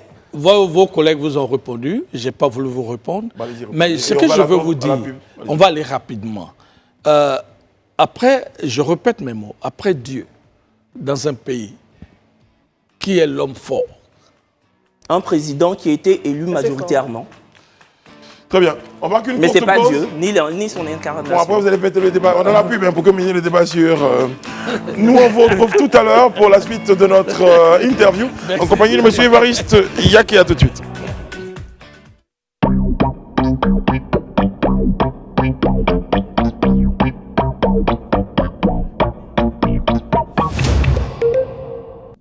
Nous sommes de retour sur le plateau du Grand Talk en compagnie de Kevin Aubin, d'Élisée Boloubeu, de Rayana Assi, de Sa Majesté Daouda et de Madame Élite Broubleu. Et avec nous, comme invité, M. Évariste Yaké, conseiller technique du président de l'Assemblée nationale, conseiller régional du Tonkwé. On aura l'occasion d'en parler également. Daouda, vous avez une question pour la suite? Oui, effectivement, j'aimerais juste aller un peu au Mali. Je pense qu'on a parlé un peu de ça. On a 46 de nos soldats qui sont encore détenus au Mali. Aujourd'hui, la Côte d'Ivoire a décidé de ne plus faire de rotation avec le Mali. En tant qu'homme politique, qu'est-ce que vous en pensez? Écoutez, en tant qu'homme politique, je prie d'abord pour qu'on ait une solution. Et comme disait Félix Houphouët-Boigny, le dialogue, c'est l'âme des forts. Et je m'aligne à la décision de mon parti et de mon président. Mais on a nos soldats, qui sont nos frères, qui sont des pères de famille. Toutes mes prières convergent pour qu'il y ait une bonne issue. Aujourd'hui, la Côte d'Ivoire décide. Et si la Côte d'Ivoire a décidé, en tant que citoyen, en tant que cadre du RHDP, en tant que membre engagé, je ne fais que m'aligner à la décision de mon parti. Très bien. On va revenir à l'UDPCI et au Tonkwé. Au Tonkwé surtout, la magnifique région du Tonkwé. Comment se porte cette région dont vous êtes le conseiller régional actuellement? On va faire un tir européen pour gagner du temps. Élisée, vous avez une deuxième question relative au Tonkwé? Non, qu'il finisse celle-là. Très bien. Parce qu'il y a une autre L'état question. des lieux de la région. L'état des lieux, mais le Tonkwé se porte très bien. Nous avons une région magnifique.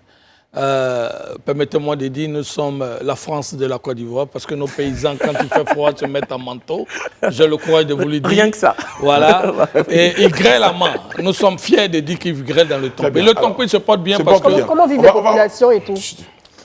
Je viens à vous, Élisée, tout à l'heure. Le Tompi se porte bien. C'est votre réponse? Le Tompi se porte très bien. Bon, Madame Bleu, elle a envie d'avoir un peu de nouvelles du Tompi. Exactement. Comment se portent les populations? Non, je te laisse continuer. Ben oui, c'est mieux. Allez-y, Élisée. D'accord, ok. Moi, je note que vous êtes, on a vu tous les titres aujourd'hui au RHDP, proche du président Mabry. Que dites-vous à ceux qui pensent aujourd'hui qu'on est en train d'aller vers un conflit de leadership dans le Grand Ouest entre le ministre de Vagondo et M. Mabry Touakeus? Puisque Mabry n'étant pas au RHDP, étant sorti du RHDP, le lead sur le RHDP était porté par le ministre Vagondo et aujourd'hui Mabry revient. Que répondez-vous à ceux qui pensent qu'il y a probablement un conflit de leadership qui doit se poser? Ben, je dis simplement qu'il n'y a pas de problème de leadership. Le président Alassane Ouattara l'a dit, et vous l'avez suivi, il a dit au président Mabry, mais ta place n'a jamais été occupée. Cela dénote la qualité de la confiance qu'il a au président Abdallah Mabry Touakeus. Mabry Touakeus reste le leader incontesté et incontestable du Tompi.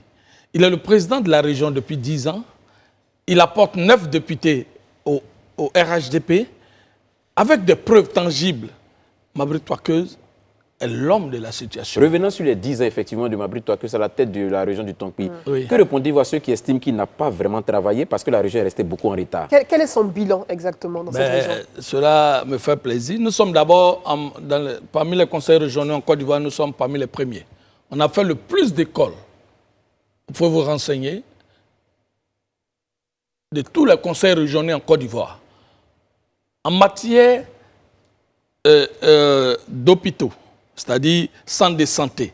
En matière de... C'est possible au moins de détailler avec des chiffres parce que c'est aussi facile de le dire comme ça en fait. Ben, je voulais juste savoir si c'est possible. Parler à des journalistes, c'est de parler à des hommes de preuve, c'est parler à des hommes qui aiment fouiner. Non, mais vous parlez à la nation ivoirienne. En tant que conseil régional, je tenais à vous rassurer que le président Mabry Touakeus, depuis 10 ans que nous sommes là, c'est-à-dire on part vers 10 ans parce que bientôt il y aura des élections, nous sommes fiers d'être parmi les meilleurs. Et le conseil régional du Tompi a apporté le développement.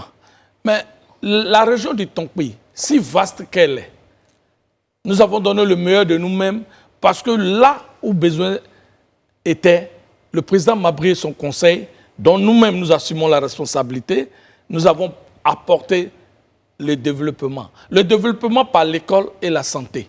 C'est des choses prioritaires au président Mabry Touakeus. Et nous le disons à qui veut le savoir. Monsieur Yaké, je vais vous rebondir rapidement parce que j'ai un message d'un de vos administrés, on va dire, monsieur Ladeux Vincent, qui il y a quelques jours m'a envoyé un message. Il est éducateur dans un lycée et collège et président de la mutuelle de développement de son village, Yanguileu. Je pense que vous connaissez ce village qui est situé à l'extrême ouest. Et il dit qu'il se sent abandonné dans cette région. Nous luttons, nous et nos parents, pour exister. Pas de route. L'école marche comme elle peut. Nos produits agricoles ne sont pas payés normalement par manque de route.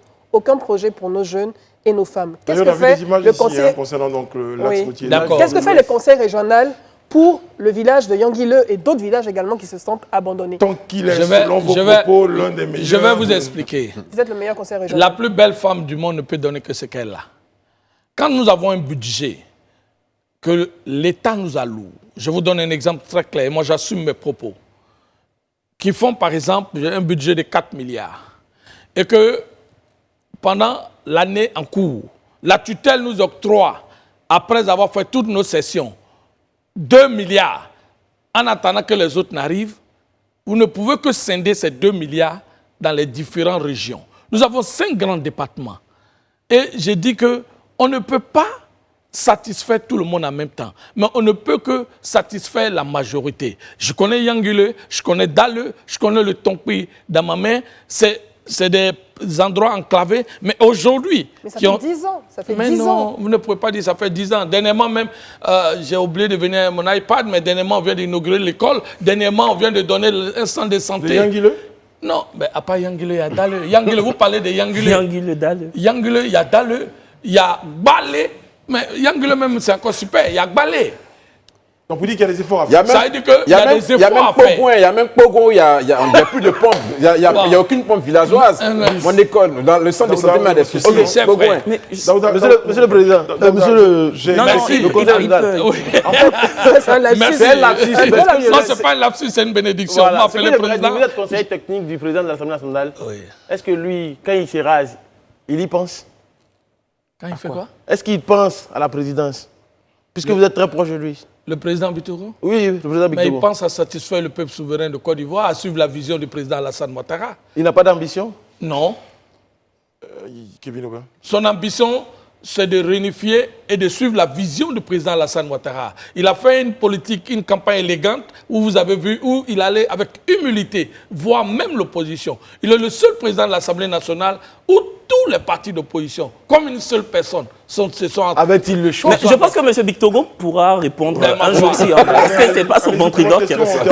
On termine en 30 secondes. Oui, monsieur Yaké, hormis les manteaux enfilés par les habitants du Tonkoui sous 30 degrés, moi j'ai une question très simple. Aujourd'hui, la scène politique ivoirienne compte 3 partis politiques, notamment celui de Mme Simone Gbagbo, le PPACI de M. Laurent Gbagbo et puis même le COGEP de Blé Goudé.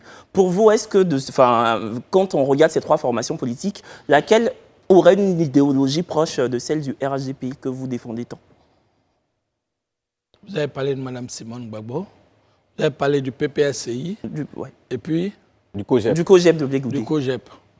Bon, ben, je ne veux pas me permettre de juger les autres, mais je pense que celui qui a beaucoup d'aspirations avec nous et que nous voyons en train de venir, qui est quelqu'un de bien pour nous, c'est le président Pascal Affi-N'Guessan. Mais les autres, chacun sa démarche. Le plus important pour nous, c'est que nous sommes le plus grand parti de Côte d'Ivoire. C'est ça qui est important. Le reste, c'est des détails.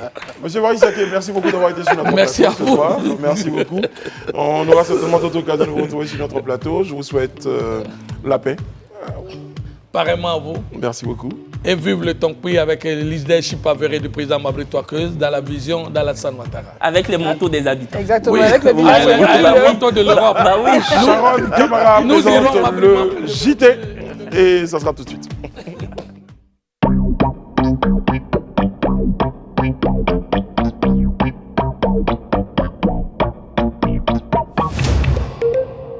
Nous sommes de retour sur le plateau du Grand Talk.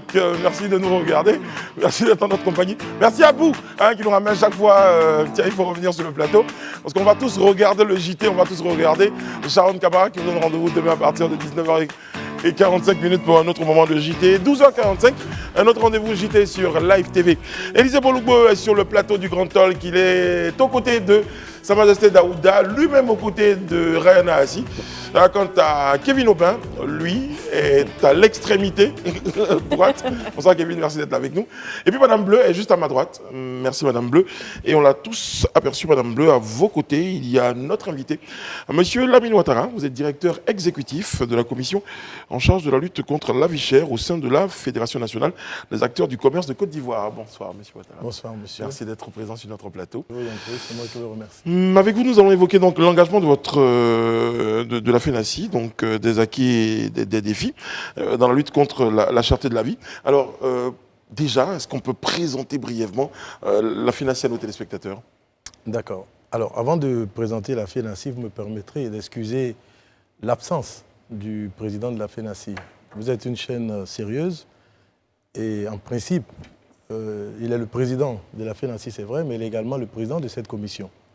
Donc la logique aurait voulu que ce soit lui qui soit là. Malheureusement, il est, vous le savez, député maire et tout, il voulait vraiment excuser son absence. Alors, cela dit, la FENACI, c'est une organisation professionnelle des commerçants qui a été créée par le président Houphouët-Boigny depuis les années 80, 87 précisément.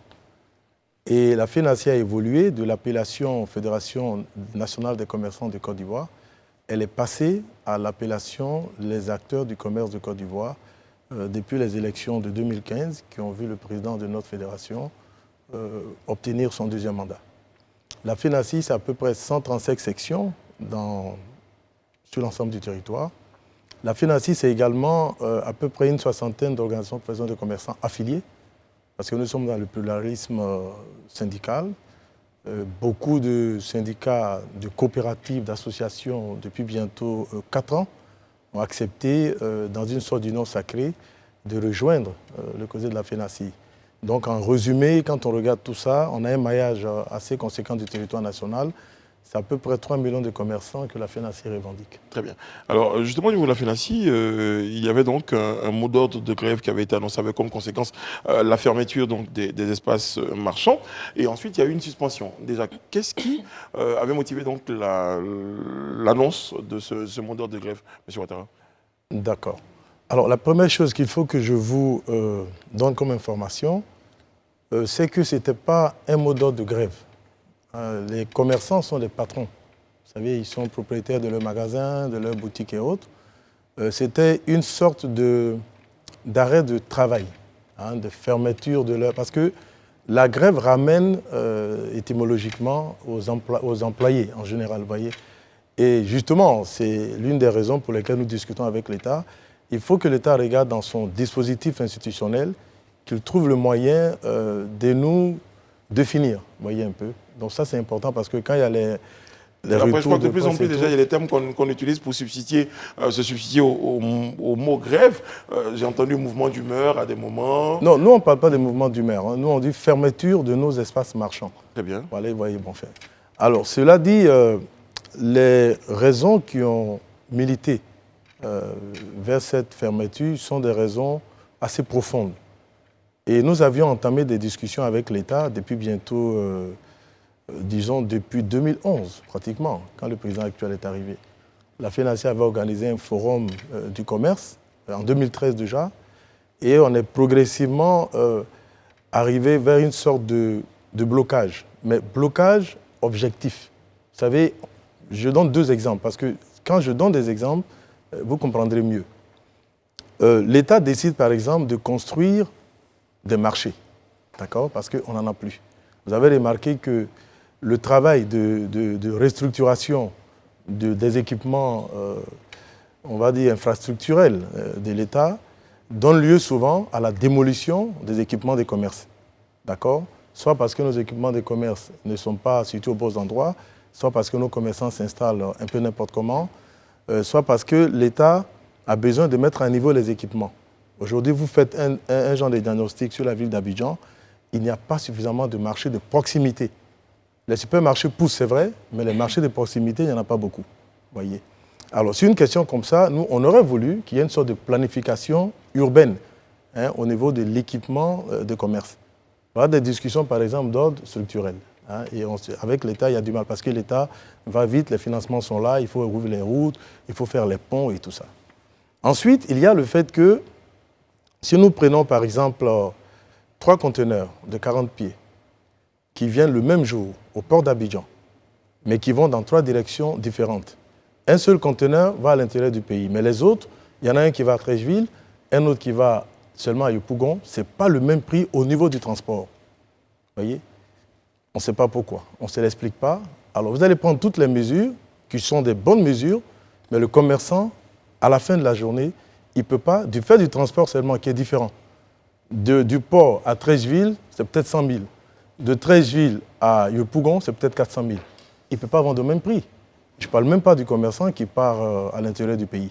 Alors ces questions ont été adressées. Ces questions, on a reçu une oreille attentive au niveau de l'État. Malheureusement, le programme du Premier ministre, du ministre du Commerce, les urgences font que, bon, ils n'arrivaient pas toujours à nous écouter. Et puis, enfin, le problème qui a, on va dire, justifié, pas ce mouvement d'humeur, mais cette sorte de cri d'alarme, parce qu'on l'a dit dans notre communiqué. On a finalement réussi à définir. Voilà, on l'a dit, c'est un déchirement. Vous voyez, un employé, il peut fermer, il peut ne pas travailler, mais dans tous les cas, quand il trouve un accord, il sera payé. Mais un commerçant, c'est plus difficile. La majorité de nos commerces, les gens ne le savent pas, mais les gens, ils sont en dépôt-vente. Vous voyez, alors quand il ferme même une journée, déjà il ouvre, ce n'est pas évident. Alors quand il ferme, il perd. Alors maintenant, les problèmes liés au Covid, les problèmes liés à la cherté de la vie, à la crise russo-ukrainienne, ont fait que l'État est obligé de faire des plafonnements. Voyez. Et dans ces plafonnements, il faut demander aux agents contrôleurs de l'État d'aller surveiller les prix plafonnés. Et c'est à ce niveau-là qu'il y a eu pas mal d'incompréhension. Très bien. Alors, résultat des courses, vous avez annoncé donc votre cri d'alarme. Voilà, merci, comme ça. Merci, s'il vous plaît. Et puis, vous avez réussi à avoir oreille attentive. C'est ce qui a certainement justifié la suspension du mouvement. Oui. Mais on a toujours eu une oreille attentive. Toujours. Ça, il faut le dire, hein, il faut être honnête. Regardez, nous avons produit un livre blanc sur cette question de la cherté de la vie. C'est la première fois en Côte d'Ivoire, d'accord, qu'une organisation professionnelle des commerçants décide de dire, écoutez, l'État, on a du mal à se comprendre. Parce que l'État, sur cette question, depuis 2016, a créé le Conseil national de lutte contre la vie chère. Vous voyez, pour dire, bon, on va s'en occuper. Mais sauf que ce conseil-là, c'est transversal. Il va s'occuper des problèmes de loyer, il va s'occuper des problèmes de transport, etc., etc. Mais nous avons des spécificités. Tous les jours, il faut que les gens mangent.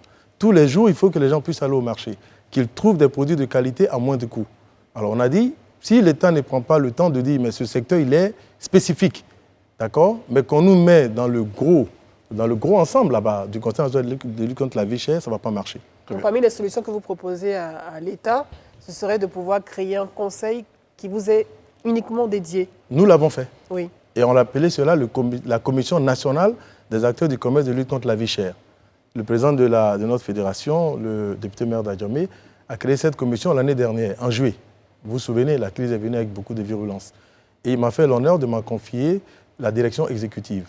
Donc nous avons sorti ce livre blanc depuis cette année, disons en mars pratiquement. Et en septembre, nous l'avons remis au président de la République et au Premier ministre, de même qu'au ministre du Commerce. Et là-dedans, il y a des propositions qui ont commencé à être prises en compte. Maintenant, c'est la lenteur qui nous pose problème. Quelles sont les solutions qui ont déjà été prises en compte ou qui ont eu une oreille attentive au niveau de l'État? Bon, déjà, il y a la carte professionnelle des commerçants. Beaucoup l'ignorent, mais en Côte d'Ivoire, on n'avait pas de statut. Nous étions l'un des rares corps de métier qui n'avait pas de statut, pas du tout. Et le 1er août 2018, le président actuel a pris un décret présidentiel pour réactiver ce projet, qui est un projet qui date depuis les années 1997. Moyennant encore aujourd'hui, on peut le dire, nous avons un statut clairement défini. Voilà. Mais sauf qu'il faut maintenant lui donner un contenu, comment on le décline. Donc et contre la vie chère concrètement, quelles sont les solutions que vous avez proposées à l'État et pour lesquelles il y a une certaine lenteur? Vos solutions. Et juste après, il y a Kevin qui prend D'accord. Alors, la première, proposition pertinente que nous avons faite à l'État, et d'ailleurs qui est dans le livre blanc, on lui a dit, vous avez la chance d'avoir un instrument à disposition, créé par Houphouët-Boigny, qui est représentatif, qui n'est peut-être pas dans l'unanimité, mais qui a une certaine majorité sur le terrain. Confiez-lui un certain nombre de prérogatives, voyez, permettez-lui d'être en première ligne. Je prends un exemple que nous voyons tout le temps. Les contrôleurs du ministère du Commerce, dans toutes les régions de la Côte d'Ivoire, si on ajoute les préfets et tout, c'est 1000, 2000 personnes en action. Mais nous, c'est des millions de commerçants. Donc le problème du sous-effectif, déjà, ça fait qu'au décollage, vous aurez du mal on va dire, à faire exécuter les décisions que vous aurez prises. Mais si vous nous permettez, nous, en amont, qu'on a les moyens, on forme nos commerçants. N'oubliez pas, 80% de nos commerçants, généralement, entre guillemets, sont analphabètes. Ils ne savent même pas qu'il faut afficher un prix. Pourtant, c'est quelque chose de basique, mais lui, il ne sait pas. Il est de bonne foi. Vous voyez, souvent, il y a un détail auquel on ne fait pas attention, mais qui est courant dans nos espaces marchands. Les supermarchés, quand le propriétaire du supermarché, tous les supermarchés, il se rend compte que dans 15 jours, un certain nombre de produits, ça peut être le yaourt, les produits tels que le thon, la sardine et tout. Il y a des dates de péremption. Péremption, il nous appelle. Mais le commerçant, dans son innocence, il va l'acheter. Il dit qu'il a fait une bonne affaire, mais sauf que dans 2 semaines, il ne peut plus le vendre. Il ne le sait pas. Voilà, donc ces choses comme ça, nous leur avons dit, pour répondre à la question de madame, permettez-nous, en amont, comme dans les États développés, de nous occuper de ces questions-là. et puis vous passez à autre chose. Si on n'est pas correct, venez contrôler. Très bien. Voilà, Monsieur voilà, Lamine Ouattara, je rappelle, vous êtes directeur exécutif de la Commission nationale des acteurs du commerce de lutte contre la vie chère. C'est ça, de la FENACI. De la FENACI. Très bien. Merci de notre compagnie pour ce rendez-vous-là. Et la prochaine question, dans un très court instant, sera posée par Kevin Aubin. Et avec vous, on évoque les raisons de la fermeture donc annoncée des espaces marchands, mais surtout la suspension de ce mouvement qu'on a défini au cours de cette émission. Kevin, c'est à vous. Oui, monsieur, la FENACI monte très souvent au créneau pour dénoncer les actions ou les non-actions gouvernementales.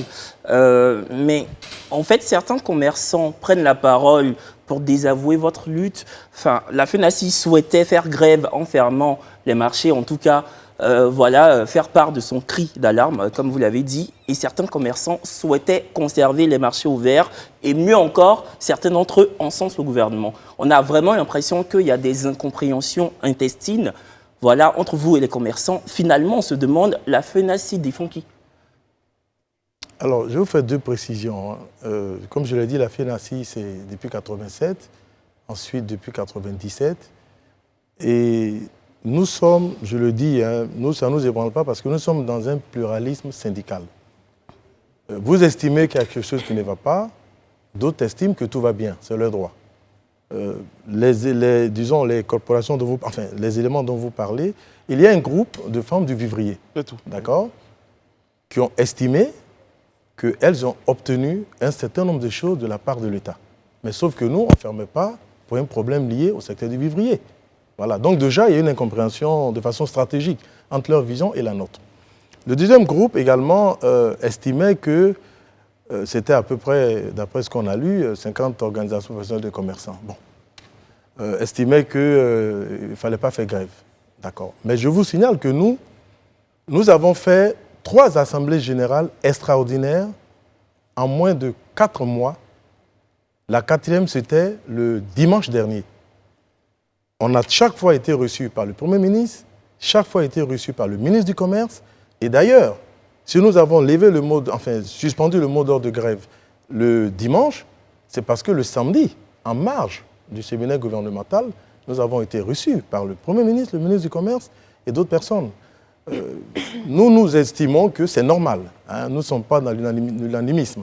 On est dans un pays démocratique. À tout moment, ceux qui pensent que des voix, ce ne sont pas des membres déjà de notre fédération. Donc, c'est leur droit de ne pas aller dans le même sens que nous. Voilà ce que je voulais dire. Rayana et Élisée. Ensuite, Daouda. Ouais, moi, j'ai une petite question qui va concerner plutôt la formalisation même du secteur marchand. Comment est-ce que vous effectuez le recensement de tous les commerçants et tous les marchands que nous avons et dans la ville d'Abidjan et au sein de la Côte d'Ivoire? Est-ce que vous avez un moyen de traçabilité de tous ces marchands? Parce que vous représentez qui finalement? D'accord. Alors, sur cette question, on est tombé d'accord, c'est l'État, comme je l'ai dit, depuis le 1er août 2018, justement pour éviter ce type d'incompréhension. D'accord.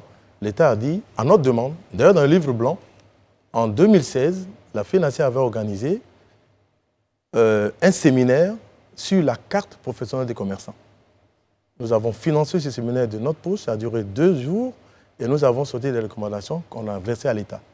Je peux le dire, les 3/4 de ces recommandations, de ces propositions, ont été prises en compte dans la nouvelle carte professionnelle des commerçants. Donc aujourd'hui, c'est l'État de Côte d'Ivoire qui a trouvé un concessionnaire et qui lui a donné une mission de recenser les commerçants de Côte d'Ivoire. Le processus est en cours. D'accord. Il a 3 objectifs, si je peux me permettre rapidement. Le premier, c'est de savoir il y a combien de commerçants en Côte d'Ivoire. Parce que les statistiques non consolidées donnent sur 28 millions d'habitants à peu près entre 12 et 17 millions de personnes qui sont liées directement ou indirectement au secteur du commerce. Donc, l'un des objectifs de ce projet-là, c'est de sortir la précision. La deuxième raison également, c'est de permettre à ce processus de donner donc une sorte de statistique filière par filière. Ça permet à l'État de faire la programmation pour construire donc les équipements des commerces, de quel niveau, dans quelle région, les questions de la chaîne de froid et tout ça. Donc cette question, elle est prise en compte, non pas par nous, mais par l'État des Côte d'Ivoire, à notre demande et tout ça. Et vraiment, ça y est en cours. Je sais que dans les statistiques qu'on a aujourd'hui, il y a à peu près 1 million de commerçants qui ont été recensés. Voilà, et ça continue. Élisée Daouda. Vu que vous n'êtes pas les seuls acteurs, disons, à utiliser le marché, est-ce que vouloir prendre, ou du moins prendre la décision de vouloir fermer les marchés parce que vous n'êtes pas certainement content d'une certaine situation, est-ce que ce n'est pas fait preuve d'un peu d'autorité? Vu que sur le marché, il y a les actrices du secteur du vivrier, il y a d'autres personnes aussi qui sont, comment on appelle ça, utilisateurs du marché. Ça, c'est la première question. Mais la seconde, vous avez dit en 3 mois, vous avez eu en 4 mois, pardon, vous avez eu 3 assemblées générales extraordinaires. Non, en 3 mois, nous avons eu 4 assemblées générales extraordinaires. À chaque fois, vous avez eu l'opportunité d'échanger avec les autorités. Mais qu'est-ce qui, à chaque fois, coincé pour qu'en 4 mois, on fasse 4 assemblées générales extraordinaires où on a été rencontrer les personnalités et encore on menace de pouvoir fermer des marchés? Qu'est-ce qui n'a pas marché? Alors, je fais 2 précisions. La première, c'est que nous, vous voyez, nous, on a dit à l'État, quand les autres ont décidé de nous apporter la contradiction, on a dit c'est simple, le lundi c'est le 14, on laisse tout le monde faire. Je vous assure, si l'État nous laissait faire, on aurait vu la vérité. Vous voyez? Mais nous, ce n'était pas la question. Depuis le premier jour, c'était dans l'intention de personne de fermer les magasins. Vous savez, je suis venu avec ce numéro de Fratmat qui date de 2005. Et vous allez voir la signature ici du président de la FENACI avec le ministre des Impôts, enfin le directeur général des Impôts de l'époque. C'était la facture normalisée. C'est l'une des grèves en 2005 à laquelle moi j'ai pris part. Je vous assure, quand on est sorti de cette grève, elle a duré à peu près 6 jours. Mais c'était intenable. On sait ce que ça coûte. Voyez. Donc ça, vous me donnez l'occasion, parce que depuis le dimanche, on n'a pas pu faire les plateaux télé, de dire que chaque fois que vous verrez des patrons décider de fermer leur magasin, c'est parce qu'ils ne peuvent pas faire autrement. C'est un contre-cœur. Voilà. Et ils ont le secret espoir qu'ils seront entendus. Donc ça, vraiment, il faut qu'on le dise. Maintenant, pour répondre à votre question, vous savez, la FENACI a une démarche participative. Quand on veut prendre une décision, on réunit tous nos membres. Et chaque fois, à la salle des marais de la mairie d'Adjamé, c'est au moins 200 à 300 personnes qui viennent de l'intérieur du pays et de toutes les contrées. Et ensemble, on pose les problèmes. Ce n'était pas forcément vis-à-vis de l'État. C'était pour qu'on se comprenne, parce qu'on discute avec l'État, on obtient des choses, l'État ne peut pas faire d'autres, mais on réunit les gens pour leur expliquer. C'était juste pour une démarche participative. Très bien. Ok, moi aussi j'ai 2 questions, je vais les poser en même temps pour qu'on puisse gagner un temps. À vous entendre, en fait, on a l'impression que la CNLVC ne répond pas vraiment à vos exigences. Et donc, du coup, vous aimeriez prendre le lead sur certaines situations au niveau des commerçants. Mais qu'est-ce que le consommateur que moi je suis ou bien que quelqu'un d'autre est, quelle assurance j'ai que vous, FENACI, qui êtes acteur du commerce, vous allez faire mieux que la CNVC, d'autant plus que vous êtes commerçant? Ça, c'est ma première question. Et ma deuxième question, Élisée en parlait tout à l'heure, vous avez rencontré le ministre du Commerce, vous avez rencontré le Premier ministre à plusieurs reprises. Quelles ont été les conclusions, finalement? Qu'est-ce qu'ils vous ont promis pour qu'on en soit là? Voici mes 2 questions. Surtout les conclusions de ce samedi en marge du séminaire gouvernemental. D'accord. Alors, la première chose, il faut faire une précision. Le CNLVC ne nous pose aucun problème. Pas du tout. Je l'ai dit dans mon propos liminaire. L'État a créé un outil dont nous sommes membres. La FENACI est membre du Conseil national de lutte contre la vie chère. Et d'ailleurs, c'est notre président qui y siège. Voilà. Donc, il faut vraiment qu'on soit clair là-dessus. On est partie prenante. Mais sauf que le Conseil national de lutte contre la vie chère s'occupe de toutes les questions liées à la vie chère, dans son ensemble. Donc là-bas, c'est interministériel. Vous voyez, ils vont parler par exemple du problème des VTC, là, quand tout ça s'est soulevé, nous, ça ne nous concerne pas par exemple. Ils vont parler du problème de l'encadrement des loyers en Côte d'Ivoire. D'ailleurs, une loi a été prise dans ce sens, vous voyez, ça ne nous concerne pas. Or, quand on dit cherté de la vie, tout de suite, tout le monde voit les commerçants. C'est eux qui augmentent les prix. Et si on ne fait pas attention, il y avait une sorte de dérive. Vous étiez un peu jeté à la Ménique populaire, vous êtes... Merci. Voilà. Et donc, on a dit, mais attention, c'est vrai que parmi nous, tout le monde n'est pas correct. Vous savez, quand on fait du commerce, c'est pour gagner de l'argent, d'accord? Et on a vécu des moments assez difficiles. On dit, mais si on ne fait pas attention, pour prendre cette question-là nous-mêmes à bras le corps, adresser les questions qui nous concernent, le risque, c'est qu'un matin, on va se retrouver avec une population qui nous en voudra. Voilà comment on a donc créé une commission des acteurs du commerce contre la vie chère, mais sur les périmètres qui nous concernent. On l'a dit à la création. On vient en cohérence avec ce que l'État a créé. On vient en appui, en soutien. Maintenant, après, vous savez comment ça se passe, comment les choses vont se dérouler. Bon, c'est ce qui donne lieu à ce genre de discussion. Et comme on ne sentait pas que l'État nous comprenait, on a sorti un livre blanc. Pour lui dire, voilà notre vision, on vous le donne, et puis on discute après. Voilà. Donc, vous avez l'impression d'être compris par l'État? Ah oui, absolument, absolument. On a toujours été compris par l'État. Hein. Il faut pas... Vous savez, il faut que les Ivoiriens s'habituent à ce type de contradiction. Vous voyez, si on prend... Tout à l'heure, j'ai regardé, quand je suis arrivé ici, le fondateur de cette entreprise parle d'exigence. Vous voyez, je l'ai vu là. Et ça m'a marqué. C'est ça. Nous, on est exigeants envers nous-mêmes. On est exigeants envers l'État. Mais je le dis, sans forfanterie, au sein de la FENACI, il y a toutes les chapelles politiques. Vous avez remarqué, depuis le gouvernement actuel, il n'y a eu aucune saute d'humeur. Hein. Il n'y a pas eu de grève, il n'y a rien du tout. Mais parce que justement, le président de la FENACI, qui est très proche du parti au pouvoir, ça, on ne le nie pas. Il a eu l'intelligence de nous dire, écoutez, on est des différents bords politiques, moi je connais la vision du président actuel, faites-moi confiance sur sa gouvernance et puis jugeons sur pièce. Vous voyez, je vous le dis, le 8 octobre 2020, tous les acteurs du commerce de Côte d'Ivoire, journée d'hommage au président de la République sur les acquis du secteur du commerce. Et je vous les donne. On a eu la carte présidente des commerçants. Ça marche bien, il y a quelques réglages à faire. On a eu les états généraux des marchés, d'accord, qui font qu'aujourd'hui, c'est à peu près une vingtaine de marchés de gros qui vont être construits. C'est des marchés de proximité. Une quarantaine de marchés de proximité. Une quarantaine de marchés de proximité. On va permettre aux organisations professionnelles de commerçants que nous sommes de construire les marchés nous-mêmes, parce que vous le savez, les marchés sont construits avec notre argent, par le système des pas, des portes et tout ça. Maintenant, après, c'est comme on met tout ça en musique, c'est sûr ça, on ne s'entendait pas. Très bien. C'est la conclusion. Comme nous sommes en fin d'émission, je vais rebondir sur la question de Daouda. Qu'est-ce que vous ont promis et qu'est-ce que vous attendez pour terminer cette émission? Nous, on attendait qu'on dise, voilà votre place. Cette place, nous l'avons obtenue. Voilà. Tout à l'heure, je vous laisserai la résolution. Hein, elle est là. C'est cette résolution que nous avons adoptée donc, le samedi dernier. Et si vous prenez le 7.1, je vous le lis rapidement avec votre permission. Le 7.1 dit que la FENACI continuera de soutenir le gouvernement dans la lutte contre la cherté de la vie et s'engage à faire respecter les prix sur les marchés auprès de ses adhérents.